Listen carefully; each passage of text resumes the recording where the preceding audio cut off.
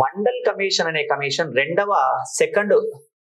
Second BC commission అనే commission ని 1979 లో అపాయింట్ చేశారండి. ఆ కమిషన్ 1980లో రిపోర్ట్ ఇచ్చింది. సెకండ్ బీసీ కమిషన్ రిపోర్ట్ ఇచ్చిన తర్వాత ఆ రిపోర్ట్ ని 1990లో అమలు చేశారు. 1990లో అమలు చేసిన తర్వాత అంటే విపి సింగ్ ప్రభుత్వం ఉన్నప్పుడు అమలు చేస్తే 1991లో పివి నరసింహారావు ప్రభుత్వం వచ్చిన తర్వాత ఏం చేశారంటే, ఇక్కడ మీరు ఫస్ట్ ఒక పాయింట్ అయితే మీరు ఆ ఫస్ట్ పాయింట్ కు స్టాండ్ అవ్వండి. అదేంటి అంటే గుర్తుపెట్టుకోండి, ఇది మీరు వేరే వాళ్ళతో మాట్లాడితే వాళ్ళు ఒప్పుకోకపోవచ్చు, కానీ ఎగ్జామినేషన్ పాయింట్ ఆఫ్ వ్యూలో ఇది కరెక్ట్.